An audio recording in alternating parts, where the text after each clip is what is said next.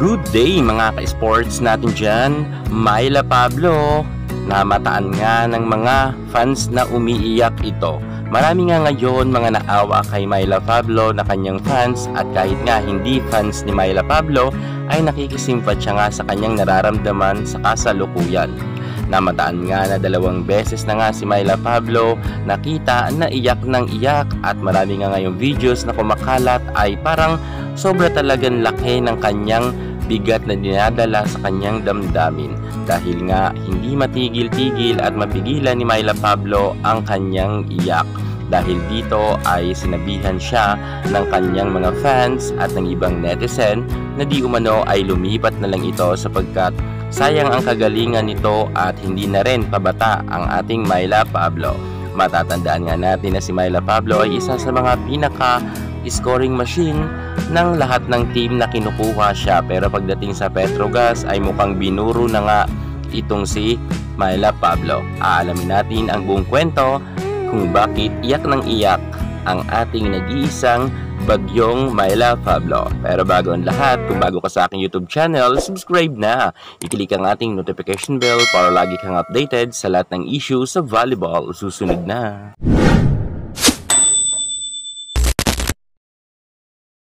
Beautiful Myla Pablo. Ipinanganak nga siya noong September 12, 1993 at ang kanyang hometown ay sa Tarlac. Isa si Myla Pablo sa mga pinakamagaling nating outside hitter, at kung pag-uusapan naman sa award ay sobrang dami na talagang award ng ating Myla Pablo. Simula ng 2013 nang yumapak nga siya sa UAAP Season 75 hanggang sa kasalukuyang 2024 ay namamayagpag pa rin ang kanyang angking kagalingan. Subalit talagang medyo inaalat ngayon si Myla Pablo sa kanyang pagbabalik sa Petrogas Angels. Matatandaan nga natin na ng 2023 ay lumipat nga itong si Myla Pablo sa FTO Logistics Cargo Movers, kung saan naman na-disband naman ito, at ng 2024 kasalukuyan ay lumipat nga si Myla Pablo or bumalik nga si Myla Pablo sa kanyang dating team na Petrogas Angels. At sa pagbabalik nga ni Myla Pablo ay marami naman na bago na. Umalis nga si Soltones sa Petrogas at lumipat sa Akari, at marami rin mga pumasok dito nga sa Petrogas, kung saan nga isa nga ngayon si Brock Van Sickle sa pumasok sa Angels, at naitsapwera ngayon ang ating Myla Pablo. At sa kagalingan at paghawak nga ng team as a leader ay talagang napatunayan na yan ni Myla Pablo. Makailan beses na siya nakasungkit ng MVP award, at sunod-sunod nga siyang naging champion ang kanyang team noon na Pocari Lady Warriors sa Premier Volleyball League. 2016 Open Conference champion sila, Reinforced Conference champion uli sila, at ng 2017 ay champion muli nga sila. Grabe rin ang talagang tapang ni Myla Pablo pagdating sa loob ng court. Bago pa nga na mayagpag si Eliza Valdez pagdating nga sa PVL at ang kanyang team na CCS, ay nauna na nga si Myla Pablo na kilala dyan, at makailang beses na rin siya naka-award nga ng MVP at Final MVP. At kung pag-uusapan nga sa award ay sobrang dami na rin hinakot na award ng ating Myla Pablo. Ayoko nang isa-isahin kasi baka masyado pang humaba ang ating vlog na ito. Alam nyo naman na si Myla Pablo ay napakarami niya na talagang award, kung kaya ngayon nagtataka talaga ang karamihan ng mga fans nga ng ating Myla Pablo kung bakit na bangko na nga ito forever. Halos buong season talaga ay hindi siya binababad sa loob ng court, at kung ilagay man siya sa loob ng court ay segundo lang ay inilalabas rin agad. Kaya ang tanong ng karamihan at sinasabi nga ng mga fans si Myla Pablo, anong balak ng Japanese coach na ito? Anong gagawin niya kay Myla Pablo? Bakit niya ito ibinabangko na lamang? Marami nga nagsasabi na imbis na ibabad nga sa bangko ay pagtrabahuhin sana sa loob ng court, dahil nga si Morente naman ay ibinababad nga ni Coach Koji.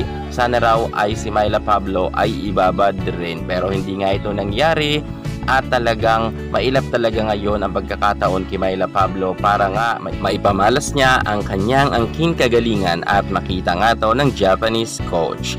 Pero gayunpaman, wala nang dapat patunayan pa si Myla Pablo dahil nga magaling naman talaga ito. Ngunit sabi nga ng netizen or sigaw nila ay lumipat na lang si Myla Pablo kasi hindi na siya pabata. Ayon nga sa netizen, sabi niya, hindi kilala ng coach si Myla Pablo.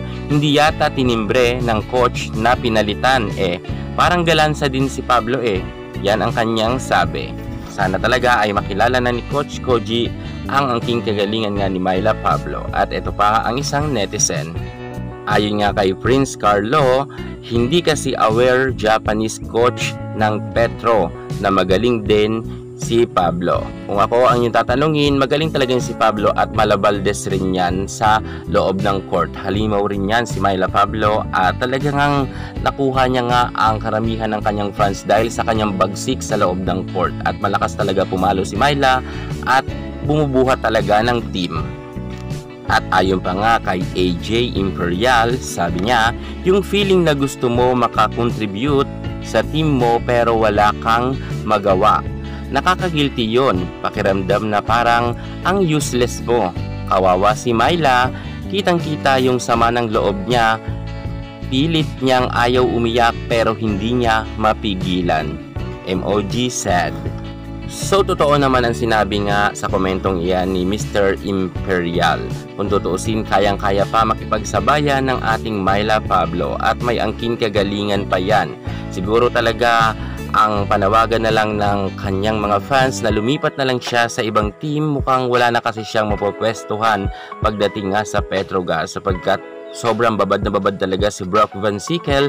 At eto pa, lalo higit ang susunod na mga conference, baka magkaroon na ng reinforce, lalong mababangko pa si Myla Pablo. At alam nyo, dapat talaga mag-isip na ang inyong idol na si Myla Pablo. Ako man ay idol ko rin ito. Sana talaga ay lumipat na siya. Siguro kung sakasakaling lilipat si Myla Pablo, saan ba ninyong gusto na team kunin itong si Myla Pablo? Well, kung ako naman mga ka-sports ang inyong tatanungin, mas okay sana siya sa Choco Mucho. Kasi nga, medyo sa Choco Mucho ay medyo kulang pa sa Spikers doon dahil nga puro halos injury nga ang mga players doon. Pero kitang-kita naman natin na kayang-kaya naman ni Sisi Rondina.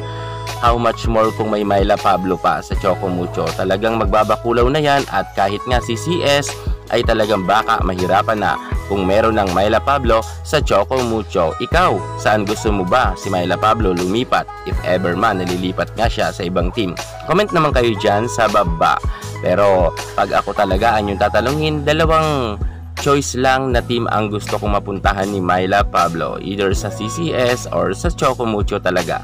Yan muna ang pinaka-latest natin sa mundo ng volleyball. At para hindi ka mahuli sa lahat ng issue pagdating sa larangan sa volleyball, subscribe na. Thank you so much. God bless.